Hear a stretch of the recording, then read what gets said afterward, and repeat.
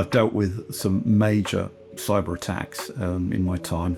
Quite stressful. You get called at 12:30 on a Sunday morning, 12:30 a.m. on a Sunday morning. It's always Sunday mornings. Do you think that's on purpose? Because they think, right, everyone's not working right now. There are dark web forums where they'll share information out about a potential target, or that they've got a compromise and they're offering for sale information and things. You know, you're getting threat actors now offering ransomware as a service with full support model. You know, technical support and 24/7 technical support. They run it as a business. In the Strategic Defence Review, they actually pointed out that they would not rule out using nuclear weapons in response to a devastating cyber attack.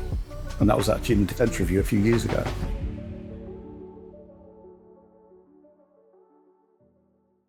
Hi everyone, it's David here from the GCS Connect Leaders series. We have Ian Hill today from Blockmoor.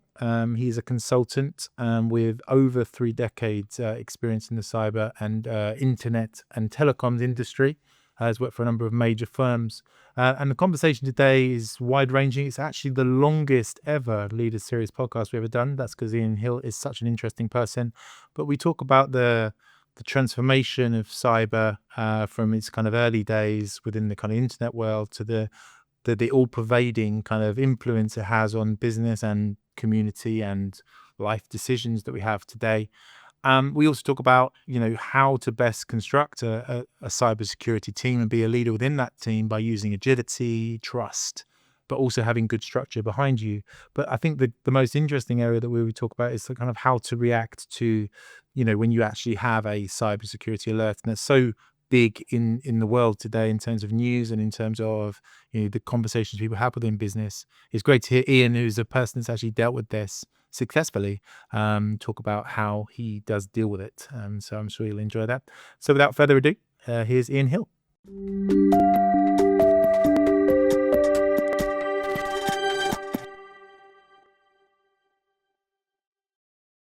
Ian, hi. Good morning. Good morning, David. How are you today? Yep. It's nice. It's a bit cooler today. That's right. The weather's been very hot here. Fantastic. I think it's become a bit of a tradition now on the Leaders series that we talk about the weather and the time of year we're recording this in. And then it usually goes out about 2 months later. So that basically this will be going out in September, probably when the weather's really bad and raining and stuff. So when people are listening, just to remember there was a week in July where it was like 30 odd degrees and we were all moaning about that as well, weren't we? So, but we're British, so moaning about the weather is a national pastime. So it doesn't matter what it's doing; we'll complain about it. That's right. Yeah. Interestingly, I did a training course the other week, and I'm wearing a blue band. If you're watching the video, I'm wearing this blue band, right? So I'm on a 7-day no complaining challenge, right? So the 7-day no complaining challenge means I cannot complain unless it's to the person that could control it. So I could complain to a waiter in a restaurant or something. I cannot complain for 7 days. I have to go on a 7-day stretch. And if I complain, then I have to switch the blue band. And then I have to start again on the 7-day challenge. And I've been doing this now for 3 weeks. And I'm on a 4-day stretch now. This is my longest stretch. So I've said it's quite lucky it's in the middle of between the football season, because that would definitely break me. But I've been surrounded by people complaining about the weather and how horrible it is, and I'm like, I can't say anything because I'm on here. So yeah, if I sound particularly positive on the podcast today, that's why. So yes. But it's great to have you here, Ian, today. As you know, GCS is very active within the cyber market, and we love to have leaders within the cyber market and the cyber security industry on the podcast to find out, the progress and how things are moving forward.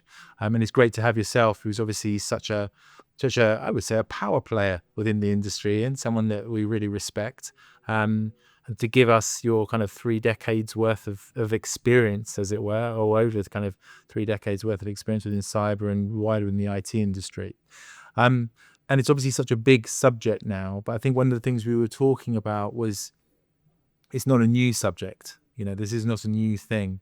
So I'm just interested. I always start off with just understanding a little bit about you, about your background, and how you come to be in this position, and then maybe we'll talk a little bit more about what it is you're doing these days. So my sort of introduction, if you like, to the cybersecurity world was sort of through necessity back in the mid 90s, when the internet was relatively new, or the World Wide Web was relatively new. Myself and my wife decided to set up an internet service provider. So we we took on a 64 kilobit leased line. That's nothing these days, but back in the 90s, that was a lot of money. Put a server on it and started doing web hosting, and it grew. It did really well, and we were able to successfully sell it. But in the early days, it started to notice that, so you start connecting things up, people start probing and having a look and seeing what they can see and what they can do to you. So right from the early 90s, started to sort of get into this, and we sold Draken, and I ended up at KCON and sort of worked my way up the greasy pole. Very much decided to sort of shift focus on cybersecurity because I thought it was a very important subject and I could sort of see where it was going. So I then took on a role, global CISO, broadband group, giant construction company. Then worked for BGL Insurance as director of cyber there, and then ended up CISO Up Corporation, another telco again, so went full circle. Because when I left school, I was apprentice at British Telecom. So I spent a lot of time in the telecommunications world. And so I ended up at Up. And then since leaving Up last year, really just doing consulting and advisory work. So decided, like a lot of people in my space, when you've spent years at the sharp end as CISO, director of cyber, full time, it's incredibly stressful, and decided that getting to the age where I don't need the stress anymore, so I want to turn it around a little bit. So leave the full time and do the more the advisory and consulting work, which is a bit more in control of. And I bet you're busier than ever. That's what usually happens, isn't it? It's not too bad. To be honest, it's very bitty. It's sort of fragmented. It's sort of fits and starts. Because I'm doing sort of consulting and advisory at a relatively high level, so the sort of director CISO level, it's surprised there's not as much work of that as if you're sort of more the operational side of things, cyber analysts and more the hands-on guys. So, but it suits me. It suits me. I'm quite comfortable with it. And if I look through the stuff, obviously you're working with CyberHash, which is a CISO group, info security, which is obviously one of the biggest kind of security events. You're also working with different kind of CISOs and consulting.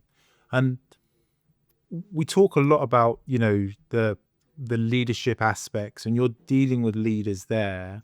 And I'm just quite interesting as you kind of go into consultancy and speak to people within that sort of environment. The first aspect I get from cyber is that it's a much more kind of team thing. Cyber people generally are speaking to each other and helping each other out. Maybe kind of even outside, like you're helping your competitors. And that's something that I quite like. People are sharing information, sharing ideas, obviously not sharing private information, but sharing ideas of how the best way to protect their systems and make your cyber defenses better. Well, you see, I've seen that, but it very much depends from industry to industry. I mean, when I was working at Royal Band Group, the construction industry was always sort of considered to be in the dark ages of cybersecurity. From a digital maturity perspective, they were sort of somewhere below farming, but actually they've with more high-tech BIM tools and information management, things like that, they've really sort of got their act together. And one of the things I noticed, particularly in the UK, the CISOs and directors of cyber of all the major construction companies actually got together and formed the construction industry CISO forum, which was very, very enjoyable. And we've back-channeled ability to chat to each other, candidly and off the record about things they might have seen, might be going through and stuff. And these have regular meetings. And I thought it was really, really positive because you've got, a lot of these companies, or the majority of the companies, are obviously in competition with each other, but they also work in joint ventures. So there's a lot of big construction projects where you get multiple construction companies, like for example, Hinkley. You've got most of the UK construction companies doing something at Hinkley. So they're working in collaboration. So it's actually in their benefit to be more transparent and communicative at that level. And, we used to have, back channel messaging for, if one of the construction companies saw an attack or was victim of attack, they'd let the other CISOs know, off the record stuff to help them. And that worked really, really well. But ironically, I then moved to the insurance world, and it was sort of closed shop. No one talks to anybody. I mean, there are, within the insurance industry, there are sort of facilitated by the NCSC sort of channels of communication, but it wasn't as transparent or as, open as I found in the construction industry. And I thought that was really sad. It's just a different attitude. So I found the insurance world, people just didn't talk to each other. They certainly didn't, share any intelligence that might have been useful. And the intelligence that was shared tended to go via the NCSC. Bearing in mind, that was what, 2 years, 3 years ago. It might have changed since then, but that was just my experience at the time. And is that something that you feel, as a leader, within your industry, is that something you feel that with the things that you do now and the consultancy and the groups that you're in, is that something you look to drive, that you feel, like you said, like you feel this is an important thing to do within the community? It has to be. It has to be. We've been in the cyber world long enough to know that the bad actors are always one step ahead. They're always winning. We're always playing catch up. We're always one step behind, and that's just the nature of it. And the only way that we stand. Sorry to cut in there, Ian. I mean, do you think they talk? I'm always quite fascinated. I always feel like I'd quite like to have. I'd probably be illegal, but yeah. Do they talk? Do you think? Do they kind of communicate? Do they have their own forums, or do they? Oh yeah. Are they in competition with each other as well? Do you think? On the dark web, yeah, absolutely. It's a similar sort of system. They do communicate with each other. They do share information. They are in competition as well, and they are trying to trip each other up. It's a whole ecosystem out there. But there are dark web forums where they'll share information out about a potential target, or that they've got a compromise and they're offering for sale information and things. So the interesting thing from the threat actor's perspective, it's become highly industrialized and highly professional. You're getting threat actors now offering ransomware as a service with full support model. Technical support and 24/7 technical support and discounts and things like that. They run it as a business. A lot of these big organized crime groups literally run. You think it was a legitimate business, the way they run it and the way they organize it, with the hierarchy and a business model even. So it makes it even more important, therefore, to kind of go back to our original theme, for people on the other side, when you're dealing with such an organized, professional, successful force of bad actors, to kind of organize and try and be as efficient and productive and community driven as possible, I assume. Oh yeah, absolutely. And it does dismay me a little bit when companies that have been compromised and that completely shut up and don't say anything. I mean, a classic recently was the Marks and Spencers. I think you've seen these sort of cases where you get a big compromise, the lawyers immediately get involved in that. Right, no information. Let's keep a mouth shut on this one. And so, if you look at, they're in the retail business, there's a lot of other retailers that will be like, well, what the hell happened? What can we learn from what happened to Spencer's or Co-op? In fact, Co-op were actually more transparent than Marks and Spencer's were, because we don't want to fall victim for the same problem. So I was quite frustrated by the way Marks and Spencer's were very much, keeping it as quiet as possible. And of course, the trouble you do that, and the rumor mill kicks in, so you get a lot of misinformation and as to what happened. It happened. They're dealing with it. They're getting over it.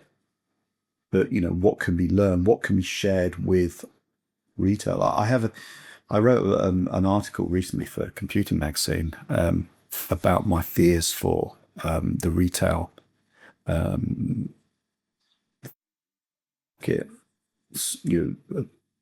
It is a major risk. In fact, food now comes under critical national infrastructure. So with the new cybersecurity and resiliency bill, things like that starting to look more closely at how we protect things like our food security, because that's a major. When you look at what 90% of retail food suppliers are the big supermarket chains, if something happens to their just-in-time stock control systems, it wouldn't take long for chaos.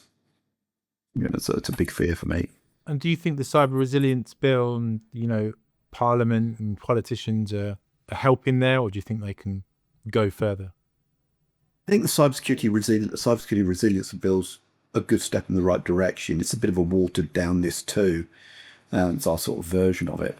They could have gone further, but I think it's going in the right direction. And I do think the emphasis on ensuring managed service providers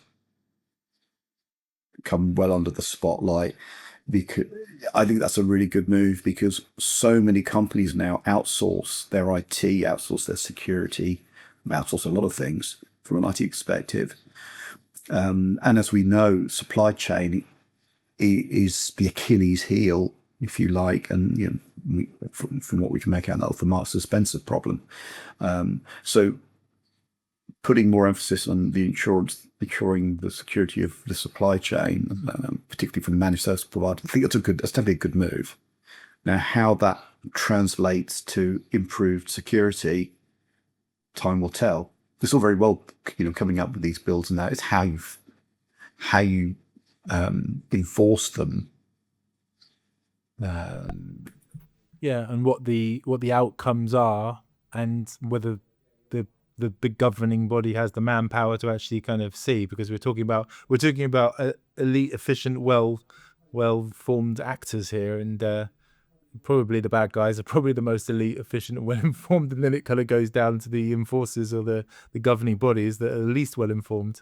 So it must be tough. I'm just interested when you speak to leaders and CISOs within your community and think about your own journey. How has the leadership within cyber, had to evolve as the threats have evolved and become bigger and wider? I mean, it's an interesting one. So when you look at cyber leaderships and the role, because the technology and the threat landscape is becoming so wide and deep and complex, you're finding now that one role doesn't fit all. I mean, for example, recently, over the last few years, you've now seen a split between what the CISO does and what the new term, the BISO, the Business Information Security Officer, does. And you've also seen, more sort of divergence, if you like, from the compliance perspective, and you see more granular allocation of roles, because the technology is driving everything. You've got AI now completely muddying the waters, but you've got such a heavy reliance on technology at all levels and at all depths. information drives everything. So whereas the CISO, if you like, the CISO pretty much years ago had the ability to have this visibility and sort of oversight of pretty much all of it. That's now changing, where it's just too much, and it needs much more, if you like. Well, I think one way of putting it is, one thing I've noticed talking to a lot of sort of peers and that, we now starting to hear this term federated security. And that's very much where a lot of businesses are going. It comes from the whole principle that security is everyone's problem and everyone's responsibility. So you cannot have now this sort of, if you like, silo approach to information security within businesses. You have to federate the whole responsibility right across the business at all levels, and give responsibility and accountability within those functions that understand their processes and their technology and things like that, and have a level of control, visibility over it. You can't have the omnipotent cyber silo being responsible for everything. And so we're now seeing a lot.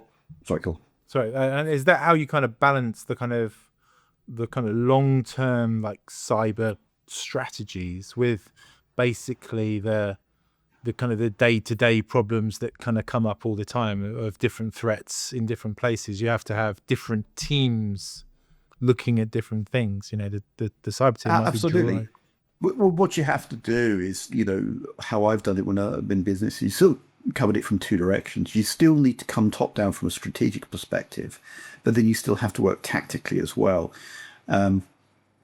No system is perfect, and you always inheriting legacy. So where I've gone into a business, I've always had this sort of 10-point plan that I've evolved. And it is a hybrid approach, top-down strategic transformation, if necessary, strategic view. I'm a big fan of SAPS methodology, so I tend to apply SAPS theory to all of this. But at the same time, you still need tactical, bottom-up, fighting fires and playing whack-a-mole. And that involves engagement of the teams. You still need to keep it aligned with the strategy, but you still need to give a bit of a flexibility. So, sort of battlefield governance. And I'm quite interested in there because obviously you talk there about the kind of learning and different kind of areas of, your 10-point plan and how you use certain methodologies. I also noticed in your kind of background, you did a BA, an Open University BA and stuff. In history. In history, yeah. Well, if you've listened to any of these leader series, I'm a big history fan, but mostly from podcasts and that sort of stuff. So rest is history, that sort of thing. But do you feel alongside these the kind of how you've learned leadership lessons from other sources that have maybe helped you with your career? Are you the sort of person that likes to learn, that likes to implement these things back into the day job, as it were? Yeah, absolutely. There are various people that I've been inspired by, from a leadership perspective. My old boss at Royal BAM Group, the CIO there, was a fantastic guy who I learned a lot from. Very inspiring from a leadership perspective, and that helped me a lot. Particularly to move away from the whole micromanage,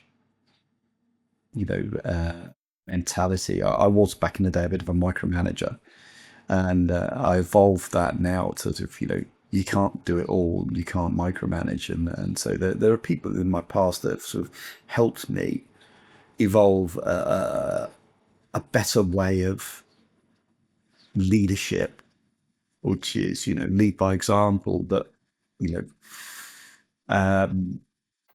don't do it all yourself. Don't try and do it all yourself. And as a kind of almost natural micromanager, which I probably am if I talk to people that work for me as well. Do you find that a struggle? I do sometimes, but I suppose it depends on the team you've got with you. I've been very lucky that I've been able to build the team. So in the last, certainly in the last 3 major posts, I've actually created and built the teams. So I've been able to build teams of people that, I can absolutely trust. And that helped me shift from micromanage mentality to the trusting, the federated approach. It's the sort of, it's the old Coveyisms of, a leader decides where you're going and your managers decide how you're going to get there. And for me, that is a similar sort of that journey that I've been on within my own kind of leadership career. It is so important to have people around you, isn't it, that you can trust, that you can, Absolutely. and I also think that leadership sometimes it's actually, it kind of, when you see the nature documentaries and the kind of birds fly, or the little kind of baby birds, they jump out the nest and just let them fly. Sometimes they just fall on the floor and whatever, the classic David Attenborough thing, but sometimes then they fly off, and you have to have that trust in people you're developing, don't you? And I guess that's even more scary. I mean, in my business, obviously we're trying to make profit and, make sales, but when you're actually running a cyber division where things could go really badly wrong if they make mistakes, then that's even more scary, isn't it? I assume. It is, and people do make mistakes, but I think you need to trust the people to use their own intuition and make decisions, certainly from a tactical level, because one thing I found, everything in cybersecurity that you deal with is very fluid. It's changing all the time. You don't know what to expect. And one of the old people heard this from me so many times, von Moltke's old military maxim, no battle plan survives contact with the enemy. You need to have agility. You need to process something, but you need to have agility. You need to allow people to make on-the-spot decisions, because nothing's going to go how you plan. So having the right people and empowering them to make decisions on your behalf or on behalf of the business, and to take actions and to implement things. Obviously there still needs to be the level of governance. You still need the oversight and governance, but you need to be able to empower people. And of course, if you do that, and you instill the trust in them, they understand that trust, and for the most part, they will deliver. And in the end, that's how you actually get the team around you that you can trust, isn't it? You're never going to get there unless you actually let those birds fly and make these things happen. But I guess then for yourself within cyber, and this is kind of an interesting question for me, like what you also therefore have is you have to have a structure where if it doesn't work out right, you need to know like what you do.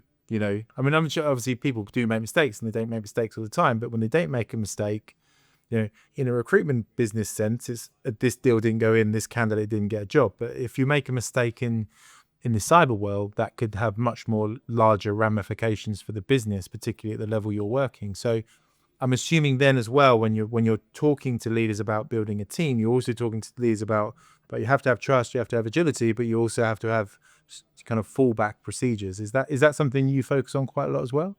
Well, it is. I think from my world, I mean, when we talk about mistakes and things like that, it's whilst you do get mistakes made within the cyber team, within your own sort of function, if you like, but 99% of the time it's mistakes being made elsewhere in the business. And this is where the whole federated security comes in, the whole learning and awareness, because what you want to try and do from a cybersecurity perspective is create an environment where people are less likely to make mistakes that can result in compromise. So classic phishing attacks and things like that. So less worried about mistakes being made by the cyber function, the InfoSec function itself, more worried about everybody else and how we develop an awareness strategy, roles and responsibilities strategy.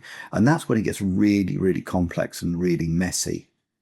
Because if you have a large business, lots of people doing lots of different jobs, different business processes, accessing different technologies of information, how you create awareness within them and how you ensure that they only have access to the things they need to have is a business problem. It's not it's not necessarily an IT or a cyber problem. One of the classic is identity and access management systems.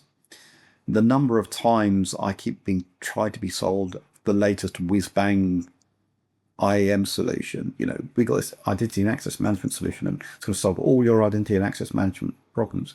And that's rubbish. That's absolute rubbish, because identity and access management is a business problem. It's not the technology. You can't fix it with technology, because ultimately, if you don't have a business process model which clearly identifies the business processes, the information, the roles and responsibilities that those business processes need, and you have that clearly defined at the business level, identity and access management system is going to be able to come in and protect that, because you see that the problem's not the technology, it's that how the business operates.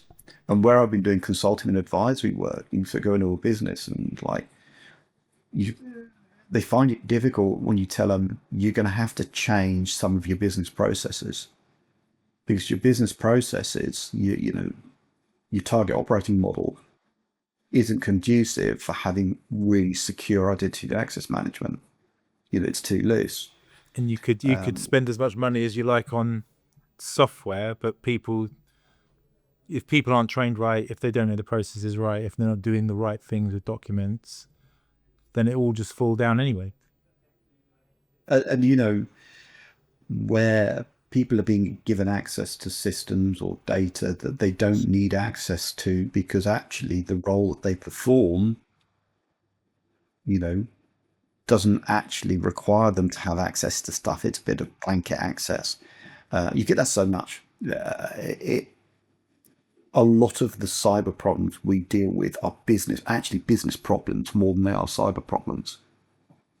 Yeah, and so therefore, when you get a major incident, when something happens, what's you talk there about your 10-point plan. So how do you react to that? Because I guess in your job, in your position, in your community, these things happen, right? Hopefully not often, but you can't stop them happening. So how do you go about it? I'm just kind of quite interested in when you put your tin hat on and get going. Yeah, it is. I've dealt with some major cyber attacks in my time. Quite stressful. You get called at 12:30 on a Sunday morning, 12:30 a.m. on a Sunday. It's always Sunday mornings. 12:30 on a.m. on a Sunday morning. Do you think that's on purpose? Did you do it on Sunday morning on purpose because they think, right, everyone's not working right now? I think they like to report it to me on purpose early on Sunday morning. So you get a call saying, "Oh, we got ransomware." It's like, oh shit, right, okay. So I've dealt with those things, and yes, you implement, your response plans and things like that, which you've attempted to test. But as I said before, nothing ever goes how you plan. So the first thing, I sort of get into that mindset. It's really weird. I've got a really weird character where I get stressed by simplest little things, but a major cyber attack doesn't stress me. It's I sort of guess that's like good. That's good in your career, Ian. Because it's if the CISO is looking worried, then everyone else is really looking worried, right? You've got to have you that know man of steel sort of look what at is that just point. you get on with it. I mean, I get triggered by trivial little things, but something major like a cyber attack, it doesn't actually, it just you just get on with it. But I think you go into that mindset, and what you don't do, you mustn't panic, because that's just going to make things work. And you have to look at things very clearly and methodically. You have to work the problem. Yes, you've got your response plans, but don't feel you have to follow them verbatim, because things will not play out how you think they'll play out. And obviously, I've been very lucky that where a major ransomware incident was done, you get the full support of the leadership team and the business. And they trust you to get on with it. I mean, I was very lucky we had a company I worked for, massive ransomware attack. And I was lucky that the leadership team basically said, look, tell us what you need. We'll leave you alone. Keep us informed and tell us what's going on. Just, you and your team, get on with it, get it fixed. Tell us what you need, and you can have it, and things like that. So making sure that the leadership team, the business, are fully informed right from the get-go, and that you get their support, because if you've got that, that's one less thing to worry about. You can concentrate on containing and mitigating and recovering, without having to worry about the business and the shareholders, or what it's going to look like in the press and things like that. That's just going to cloud things. I think that probably the problems that the Marks and Spencer people had. You just get on with it. It gets back to that whole kind of communication thing, which on the Leaders series I've talked about so much, or leaders have talked about so much, is, when you're dealing with these issues, when you're rolling out strategies, having that clear communication and working as a team is always going to be the best way to solve the problem initially. Yeah. And this is where, when you do have an incident like that, it is so important to completely understand all of your systems and how they operate, how they interact, who's got access to what, and things like that. So this comes back to the IAM discussion we were having earlier on.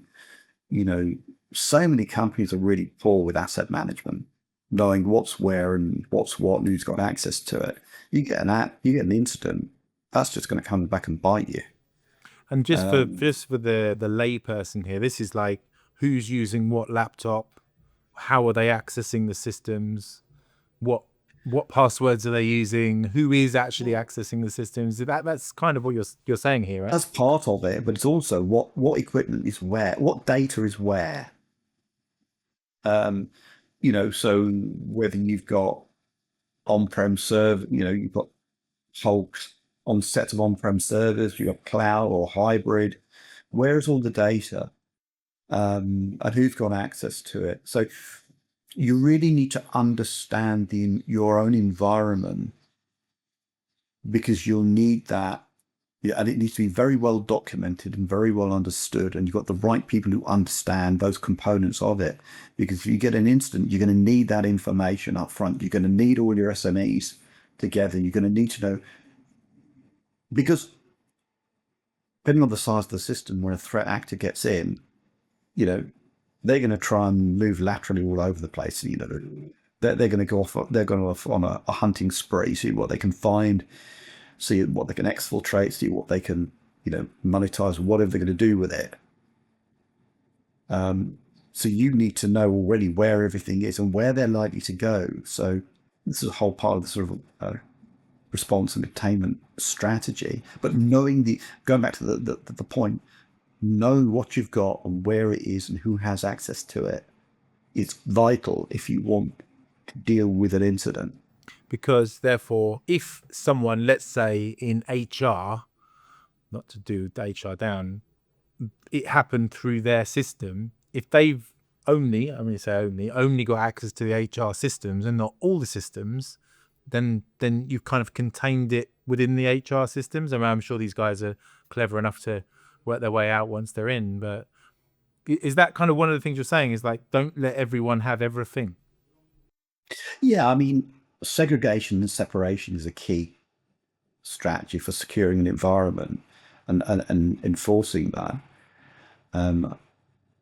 But also, it's not just it's where the data is, because you've got to understand, most of the time the threat actors are after information, they're after data. So you need to know where all your data is, and you need to ensure that it's properly protected, segregated, etc. So yeah, your HR systems, you typically want to keep your HR systems, because they contain personal identifiable information, possibly personal health information. You're going to keep that well out of the way of everything else. Because if a threat actor gets in, depending what business you're in, operational information may not necessarily contain sensitive information like PII. This is straight. If your threat actors get a PII, then immediately you come under the GDPR regulations. So then you've got to report to the regulator, and whole can of worms that is. I'm just imagining you in, like, with all these things happening, and you said you're quite calm during these moments. What gives you that calmness then? Because I think that's quite interesting. I mean, to go back to my top, like the blue band, it sounds like you need the blue band for someone's driving really badly. But how do you keep that, like, in your head? Like, how do you keep that calmness? Because obviously that's why you've been successful in this industry, right? Because in the end, having a calm head when things are really going badly is the most important thing, I guess. I think, I don't know, just get in the mindset to think things through logically and not be emotional about it. It would be too easy to get emotional because you're the CISO, you're responsible. You just have to sort of separate that out and be, calm, and through logic thinking, and look at it objectively. The subject, look at it for what it is. And sometimes you have to make sort of difficult decisions. So, for example, shut the whole lot down, and which might, suddenly curtail business operations, and we watch the losses stacking up. I think, the big ransomware attack that I was mentioning a bit earlier, that was quite an interesting one, in that we were able to contain it very, very quickly. And actually, we had pretty much shut the operation down. We were able to contain it relatively quickly. But actually, we didn't. It was all out in the press and things like that. But we didn't actually start to fully recover for quite a few weeks. And that wasn't because we hadn't already recovered. What it was that we'd been able to contain the ransomware and clear it, but we weren't able to do the cyber purist view of doing bare metal restores. We basically had to do inline mitigations. And so what we were doing, we were checking everything thoroughly before allowing it back online. So while we'd recovered from the ransomware, we cleared it off, we weren't quite sure that there wasn't anything else lurking around the threat, less anything else lying about. So we were systematically going through everything before bringing it back online. So if that makes sense, we contained and mitigated, but the business wasn't fully operational for a number of weeks because we were being really careful as we were bringing things back online in a very controlled manner after thorough testing. And that again, that goes back to the calmness. I'm sure there are people within the business saying, "Come on, Oh, so it's fine now." yeah, it's interesting. You have to be methodical, and you have to think like, no, like we have to do this right, otherwise it's going to be worse down the line. That's interesting because that particular incident, it wasn't the senior leadership team that were pressurizing. The senior leadership team were fantastic. They'd very much entrusted us. It was the middle management and the operational people were pulling their hairs out and pinging off the walls, because we weren't allowing their systems back online until we thoroughly checked it. So to say, the senior leadership team, they were calm about it. They thoroughly trusted us. Right, we were reporting back all the time. But it was the operational team, the middle management, the operational people that were sort of like pinging off the walls. So I guess like thinking about it, if you're kind of giving advice to people moving into cyber leadership, what I've taken is obviously you have to have a certain type of personality, but you also have to have a certain type of senior leadership around you. When you're doing the interview, you have to think, right, are these guys taking it seriously? Yeah, absolutely. And it's very interesting because when I sort of, some of the roles I've interviewed for, I've been very mindful, right, CISO, director of cybersec, who's my boss going to be and what are they like? Do I have access to the board directly or do I go via the CIO or wherever? And what level of trust can I be given? Because if something happens, I need to ensure that I have the trust and support of those people I'm working for. Because what I don't want is in an incident is having to fight on two battlefronts: the battlefront of what the threat actors have done and the battlefront of the board and the business itself. I guess, more I look at the role, and I think the more the role becomes more important, it's a very similar role now to the CFO, isn't it? Obviously you're very, you're controlling the data and the money, and obviously money can sometimes be data, but they're very important control roles. But unless you're given the right access, the right team around you, that when things happen or when you're reporting in certain ways, but if it goes wrong, you carry the can. But if it goes wrong, you need the people around you to be there to help you, don't you? Otherwise, you're just going to carry it. They're going to hang you out to dry, basically, aren't they? Absolutely. But it's not just when incidents occur. It's when you're implementing a security strategy. See, there it involves money, and CFOs are always the most challenging because they're the ones that tend to hold the purse strings. So when you put in your budget for cybersecurity for the year, and they look at it and they think it's huge money. And a classic question that I've had, and I always give the same answer, is like, well, what value does it bring? You're asking for X millions here. What value does it bring the business? Like, well, it doesn't bring any value. It's there to protect value, not bring value, and trying to explain that to them. So I guess you just send them the clips of like the recent cyber attacks and how much it cost. That's probably quite a good. I've got this portfolio of things and how much it cost these businesses. Here you go. yeah, I mean, you can go off down the path of costs, the whole quantitative risk stuff, like single loss expectancies and annualized loss expectancies, stuff like that. But it's all it's quite subjective, really. But you have to it's a fine line you have to sort of balance on when communicating with the board, when communicating with the CFO about the justification for the spend.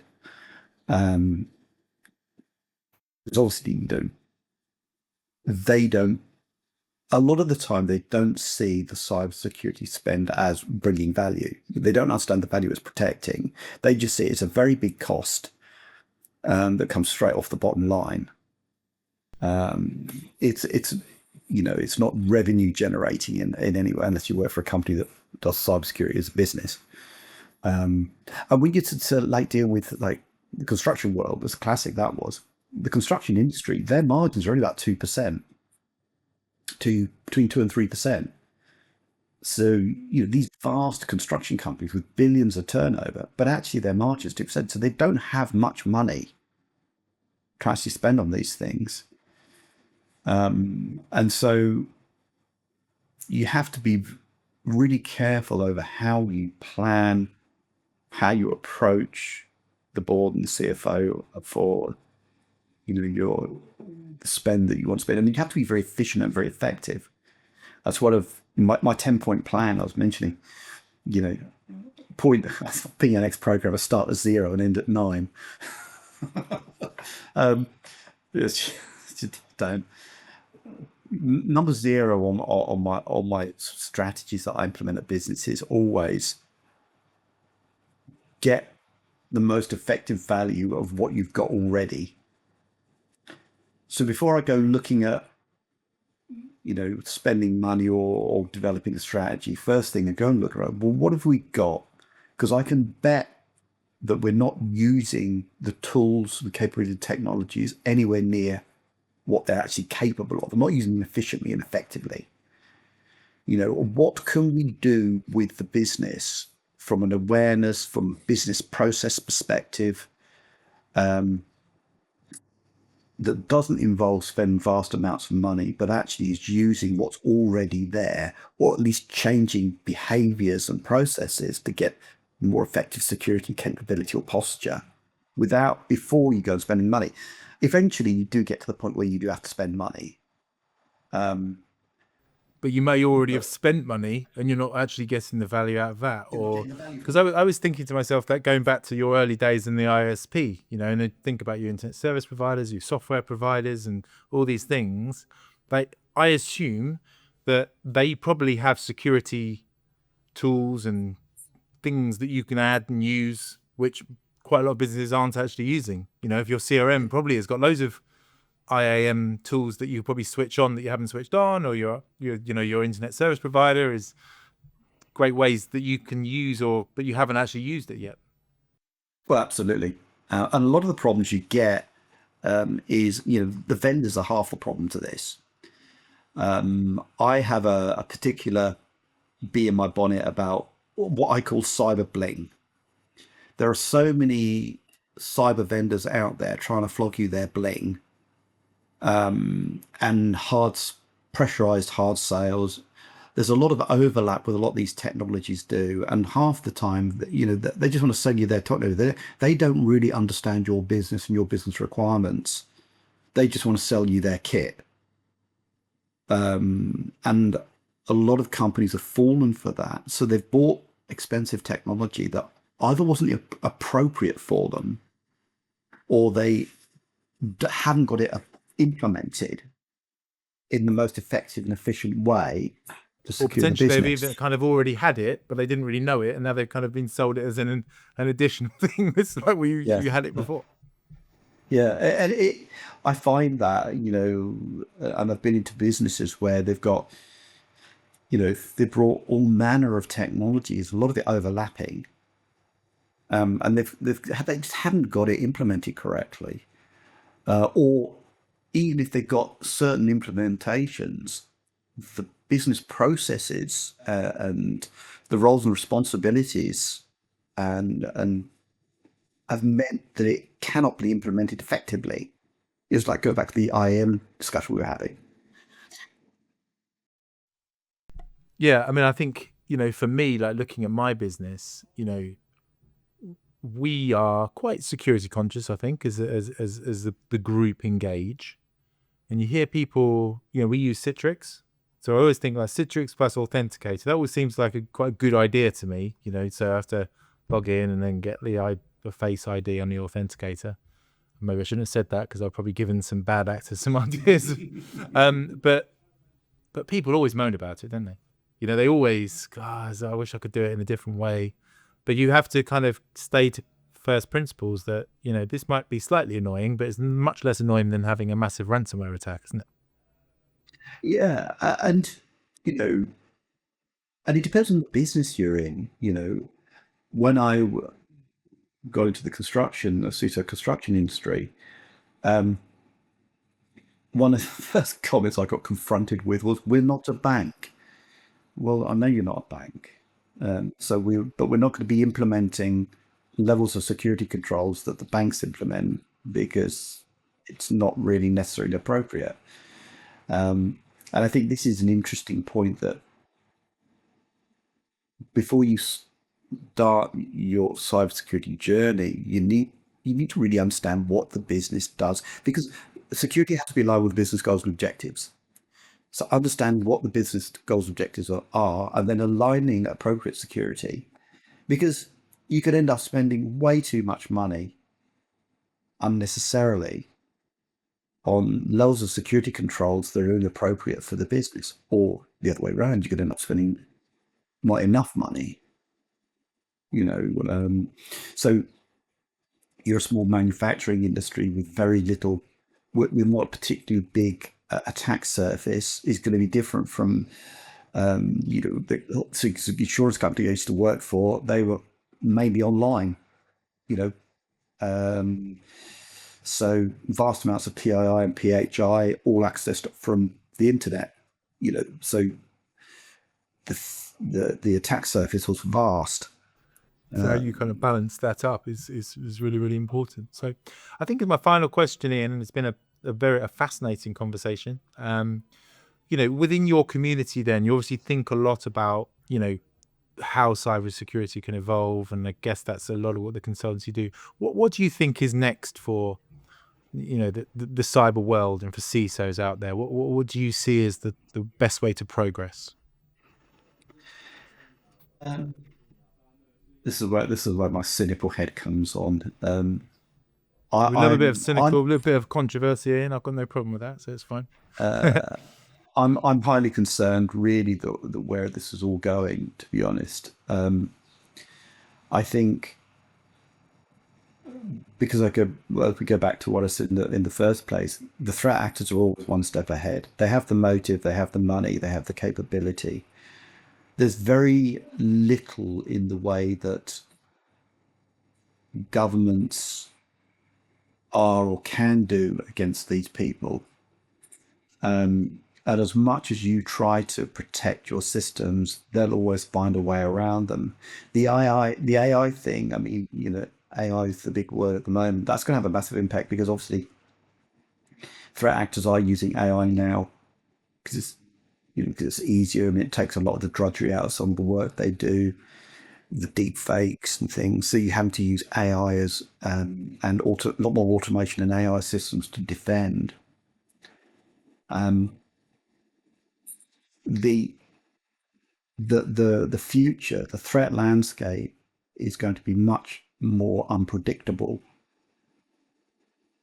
The threat landscape is expanding, and I think where I see things going quite dark is where, up until recently, most of these cyber attacks and the effects of them, it's all been about money. Mostly, the majority of cyber attacks, organized criminal gangs, they're after money, one way or another. But where you see cyber attacks intended to kill or harm, that is going to be the big. That's going to be the big thing coming down the line. Well, we know now that the internet is the new battlefield. We've seen that with the war in Ukraine. We've seen that with Iran and things like that. That that sort of use of hybrid warfare, where the internet is going to be used, and attacks are going to be deliberately to destabilize countries, to cause harm. I think there's in the news recently, they've announced that the attack on the NHS last year resulted in a patient death, and they've actually confirmed that the cyber attack resulted in that patient death. Where it starts to impact people's health and potentially becomes life-threatening, that's It's where a I game see changer. that's where I see things going. It's quite frightening, really, because everything's so interconnected. We've gone way beyond the point of no return. for our dependence on the internet and technology, on Internet of Things and everything else. And I think it was interesting. The government actually realised the importance of this a few years ago when they did the Strategic Defence Review. And they actually, in the Strategic Defence Review, they actually pointed out that they would not rule out using nuclear weapons in response to a devastating cyber attack. And that was actually in the Defence Review a few years ago. And when you look at that's plainly in black and white. It's like, whoa, that's scary. Yeah, that's right.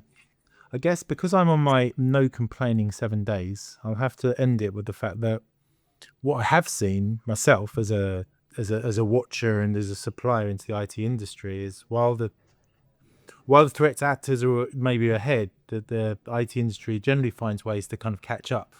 So it's a very agile, very fast moving, fast paced industry that, things move forward, they keep catching up. And I think in some ways from my side, when it starts moving into other industries, those industries, like you said, like the banks, and the insurance companies maybe are so defended now, so kind of hard to get into. I might disagree, but that's why maybe they have moved to things like construction or agriculture or retail, because they're less well defended.